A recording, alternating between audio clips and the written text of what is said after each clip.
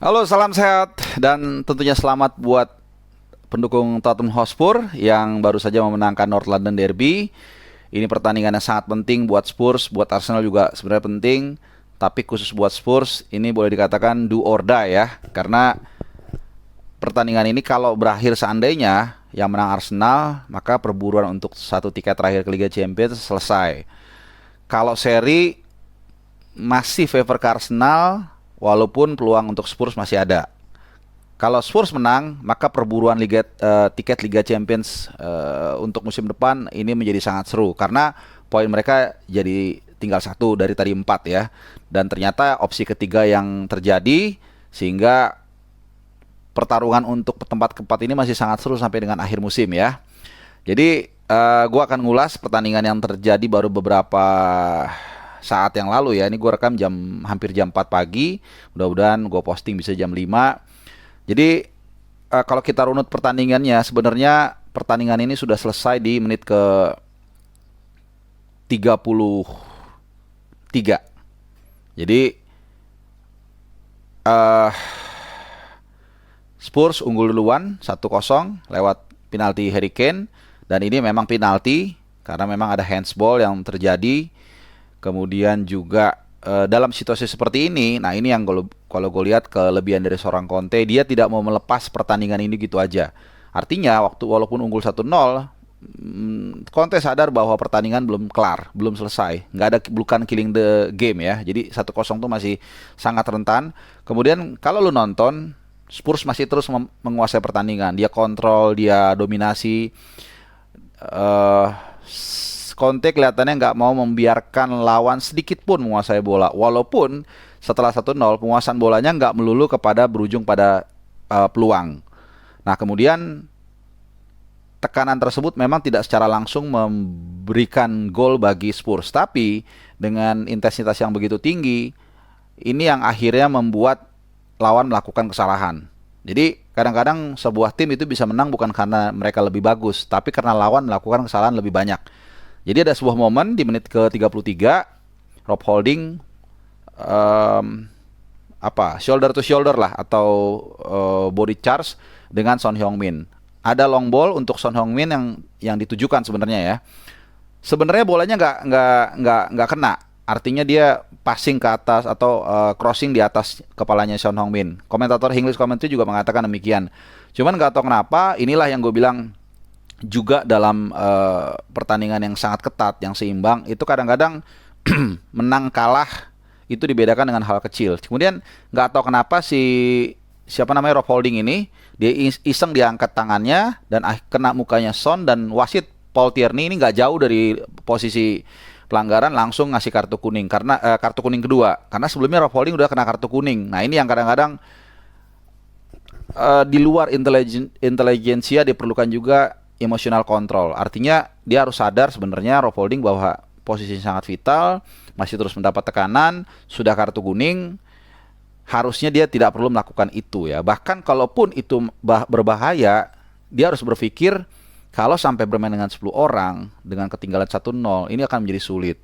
Nah ini, apalagi ini sebenarnya bolanya nggak bahaya sekali. Nah begitu kartu kuning, itu pertandingan benar-benar selesai. Arsenal langsung pull back ke belakang, dan malapetaka ditambah lagi ada gol dari Harry Kane ya di menit ke-37. Nah ini gol yang selalu datang di menjelang turun minum ini, selalu maknanya ganda buat yang mencetak gol dan minusnya juga double buat yang kebobolan. Nah udah, kalau gue bilang sih babak pertama ini udah selesai ya. Artinya bukan selesai, tapi babak pertama ini sudah cukup menjelaskan hasil akhir. Karena Spurs benar-benar haus kemenangan, haus gol. Kalau lu lihat ketika mereka keluar dari tunnel, itu kelihatan banget para pemain Spurs mentalnya atau gesturnya itu lebih bersemangat, lebih agresif. Ya wajar karena mereka memang harus memenangkan laga ini untuk minimal memaintain peluang mereka. Kalau seri sampai kalah, maka mereka akan masuk kotak.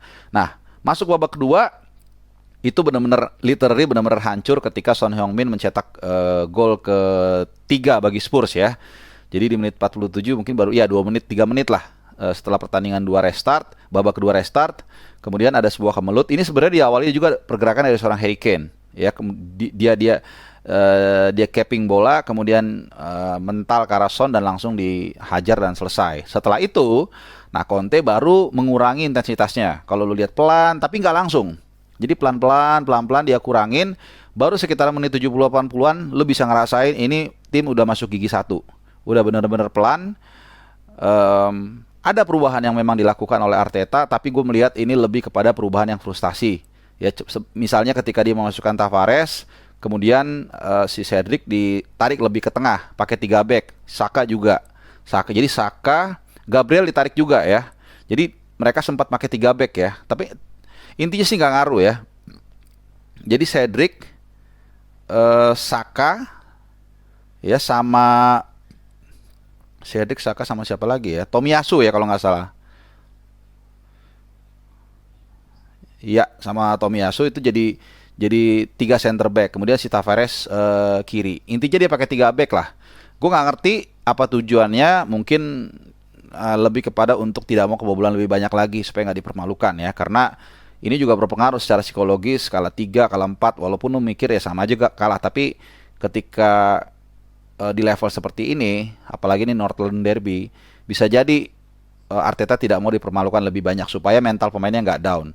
Tapi anyway, apapun yang dilakukan, memang pertandingan yang gue bilang tadi sudah selesai di awal babak yang kedua. Nah, konsekuensinya apa? Konsekuensinya maka pertarungan menjadi terbuka untuk peringkat keempat tadi yang gue bilang. Nah, menariknya di sisa laga itu, di sisa laga musim ini, 2 pertandingan lagi, 2 tim ini sama-sama punya lawan yang mirip ya. Jadi saat ada 2 pertandingan lagi, masing-masing itu menghadapi tim yang sedang fight di zona merah.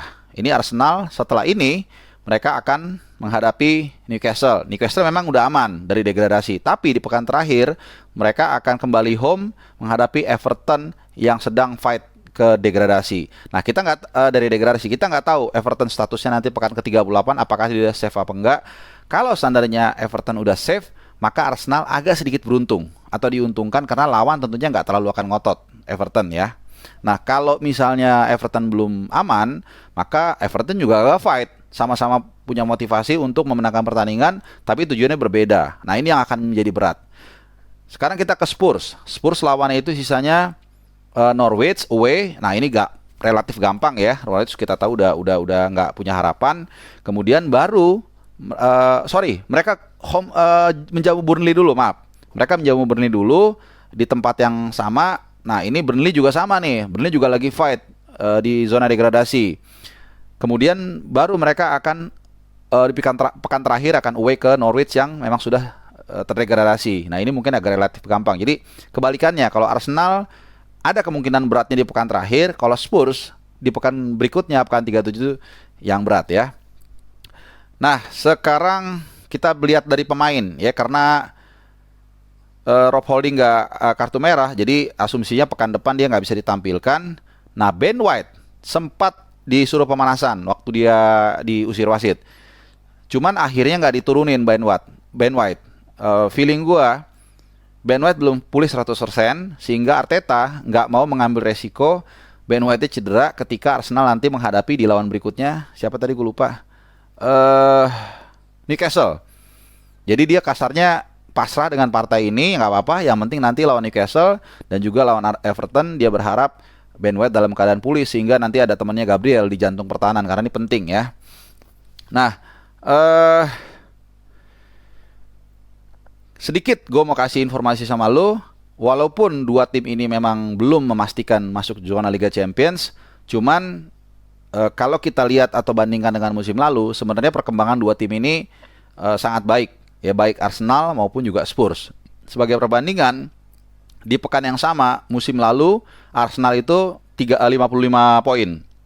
Sekarang 66, artinya ada advance atau ada surplus 11 poin dibandingkan musim lalu di pekan yang sama.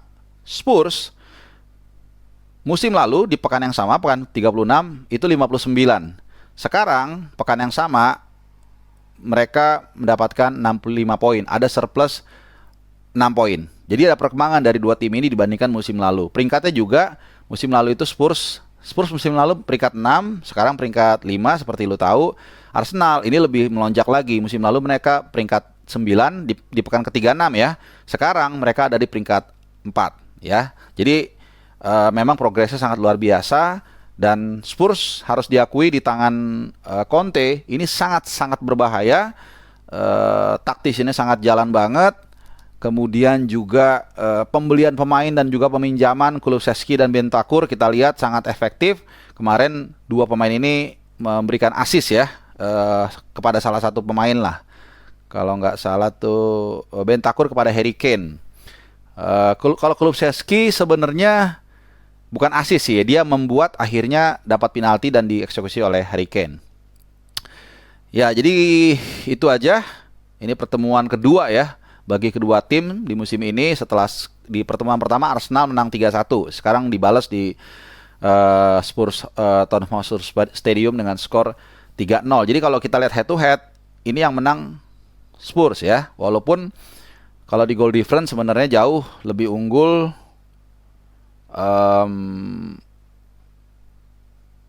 Spurs. Nah, ini jadi bahaya nih Arsenal. Kalau sampai nanti di akhir musim poinnya sama, ini kemungkinan bukan kemungkinan ya. Iya, kemungkinan lah. Kita kan nggak tahu skornya ya. Tapi dengan asumsi poinnya sama, nggak ada skor yang terlalu ekstrim, maka Spurs yang bisa peringkat 4 gitu. Jadi memang Spurs sekarang nasibnya ditentukan oleh Arsenal. Artinya mereka pun kalaupun Spurs menang terus, Arsenal menang terus, maka tetap Arsenal yang peringkat 4. Tapi at somehow misalnya let's say Arsenal kalah, Spurs menang, poin sama.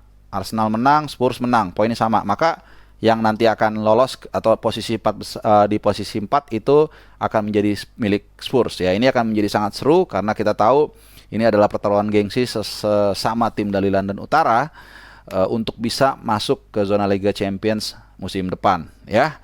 Jadi itu aja video gua kali ini dulu dari North London Derby. Jadi sekali lagi selamat kepada pendukung Spurs. Jadi untuk sementara Arsenal berduka dulu ya, walaupun belum selesai, masih peringkat 4, apapun masih bisa terjadi. Alright, thank you ya udah nonton. Salam sehat dan selamat hari Jumat. Ciao.